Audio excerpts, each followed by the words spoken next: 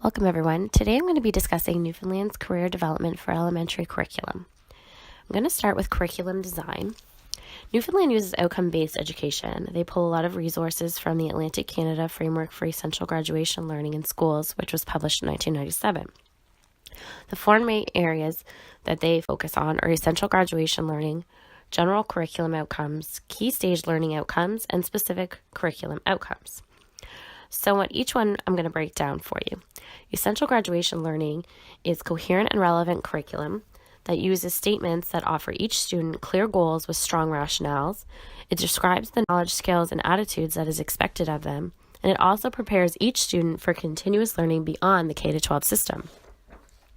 General curriculum outcomes describes knowledge, skills, and attitudes that they are expected to be able to demonstrate within a specific subject area. Key stage learning outcomes are expectations for students at 4 key stages, which are highlighted as grades 3, 6, 9, and 12. Specific curriculum outcomes is what students are expected to know and be able to do at a specific grade level. So with that being said, we move on to assessments and how they are assessing curriculum in Newfoundland. They look at 3 main areas. They're called assessment for learning, assessment as learning, and assessment of learning. So the way I broke it down was the first one, assessment for learning, is actually pre-assessment. It's what students already know. The students help set goals for their own learning, and one is to obtain specific and descriptive feedback from the teachers on their progress, and it's a lot of data collection. Moving on to assessment as learning is more of a student reflection. They analyze learning related to outcomes. They assess themselves, understanding how to improve. They consider how to continue their own learning and make use of the information collected to adapt their learning processes, along with developing new understandings. With assessment of learning, it's more of a confirmation that the student is learning. So this is where we would confirm what they know and what they can do, report all of that evidence and show the parents or other stakeholders, which would be the board or any provincial standings, use accurate evidence that is fair for the student to be assessed on. So what exactly is career development curriculum? Well, for one, it sets up a foundation for what's to come later years for a student going through the K-12 public system. It is a rationale designed to be the foundation for future programming, as I said, in later grades. Excuse me. There's a highlight for it being a lifelong process surrounding decision making. So it's to help each student learn how to properly or ethically make a decision. It exposes children to key career concepts early on. And its end goal is for students to understand themselves, their place in the world, and their skills and knowledge. So overall, it's to help them view the world as it is and understand where they fit into it and add skills as they go. So what I used to really evaluate this curriculum and the development and the process behind it was the Bradley's effectiveness model for curriculum. Now, I chose this one even though it is the least popular now because there have been, as people would say, better ones have come forth. But a lot of them are based off of what was formed by Bradley. And it has influenced a lot of other assessment methods, so I thought, hey, we'll stick with the good one. The Bradley effectiveness model for curriculum has 10 specific indicators with their own description, and then it sets up a column for yes or no. So if you check yes to all of them, it's great curriculum on that standard. If there are any that are a no, you are to evaluate and come up with solutions how to change that no to a yes.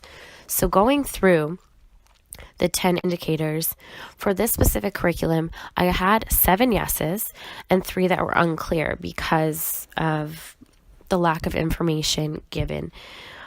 The 3 that were unclear were curriculum priority, long-range planning, and planned change. So those were unclear because they do speak more to reviews and the process in developing the course itself and whether or not decisions and conflict are resolved in-house or whether they have to have mediation for that process. Otherwise, it scored relatively well.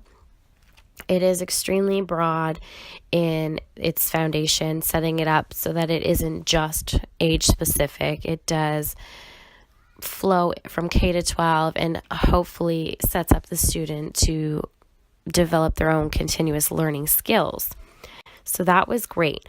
What I found using this assessment tool wasn't so much what the information from the assessment that I was getting. It was more of what was kind of wrong with the curriculum itself. And I think we've spoken about this quite a bit in this class, is that we are stunted when it comes to creativity. There's limitations, there are expectations, and sometimes there's laziness. So that was a big con for me, just reading the curriculum itself. There were a lot of outcomes that were great, and it would get extremely specific, which was fantastic. You knew where you were going. But then following every outcome was a sample teaching page where it literally just handed you a teaching plan. And while not all of us are going to follow suit with that plan, it kind of gives that crutch, that you need or want or enjoy.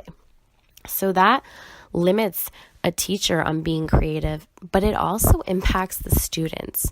So it kind of left me feeling a bit murky. While I love the idea of career development in schools, did I love how it was laid out and how they were viewing teaching it? Not so much. And I owe that to the simplicity of the Bradley's effectiveness model, because if I would have went with another model, it really would have focused more on the curriculum itself and what was there that wasn't beneficial rather than what's missing. I don't think I would have picked up on the limitations that it had and that every outcome had a sample teaching plan, which is great. There are days where, maybe you just don't have the creative juices flowing.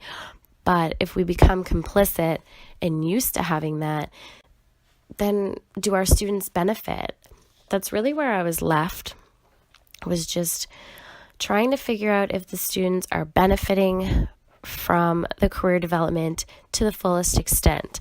I think that is something that maybe needs to be reviewed, which is also a part of the Bradley effectiveness model, which it has an area where it's, is this long range? I think that maybe it might be time for Newfoundland to go back to the drawing board. Thanks so much.